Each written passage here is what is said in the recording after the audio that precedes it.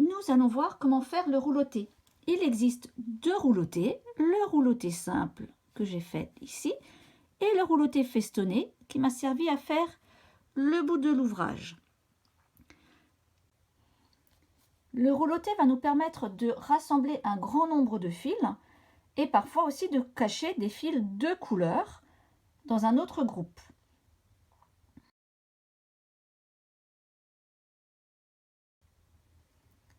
Pour démarrer mon rouloté, j'essaye de démêler au maximum les fils pour éviter de créer trop de tension. Et je vais en choisir un qui est sur l'extérieur. Là, j'ai déjà préparé mon fuseau vert qui va me servir à faire le rouloté. Je prends dans ma main gauche l'ensemble des fils que je vais plaquer avec mon index sur le carreau.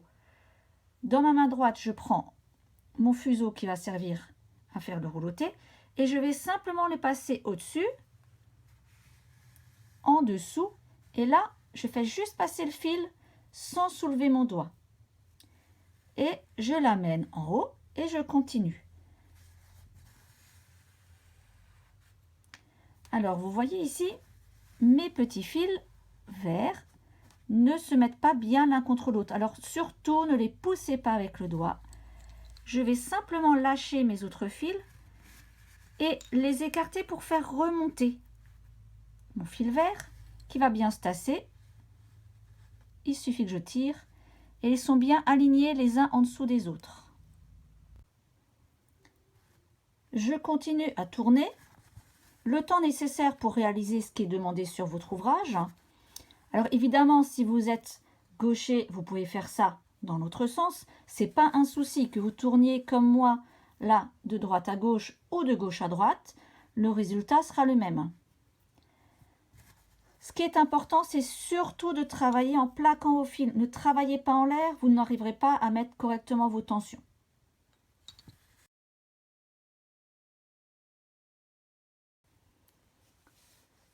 Pour le rouloté festonné, cette fois-ci, c'est quasiment la même chose. Je prends toujours mes fils dans la main gauche que je vais plaquer avec mon index sur le carreau. J'ai changé de couleur ici, je prends le fil jaune. Je fais le même mouvement, je vais sur la gauche, je passe sous mon doigt. La seule différence va se situer ici. Je ne vais pas tirer pour plaquer mon fil. Je vais laisser une boucle présente sur ma gauche pour y passer mon fuseau. Ça crée donc une boucle et je les remonte comme je le faisais auparavant. Vous répétez cette opération autant de fois que nécessaire. Donc je passe toujours en dessous et là, au lieu de faire simplement au-dessus, je passe dans la boucle. Et je remonte le fil. Je passe en dessous, sous le doigt. Vous voyez, je ne soulève pas mon doigt qui tient les fils. Je passe mon fuseau dans la boucle, je le tire à travers et je le remonte pour qu'il vienne se caler contre ceux déjà présents.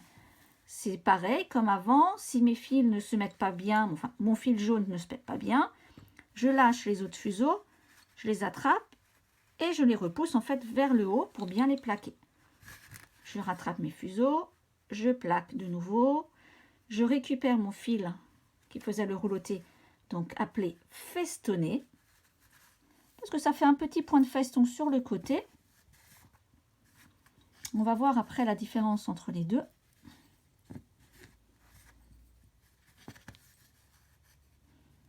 Voilà.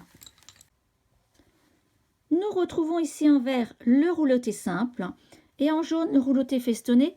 On voit bien ici que le petit feston est présent. Ça rajoute une petite bande sur le côté. Ça permet de bien bloquer le fil. Si vous faites à la fin d'un ouvrage du rouloté simple, finissez toujours par 1 ou 2 points de rouloté festonné pour éviter que votre fil qui fait le tour s'en aille.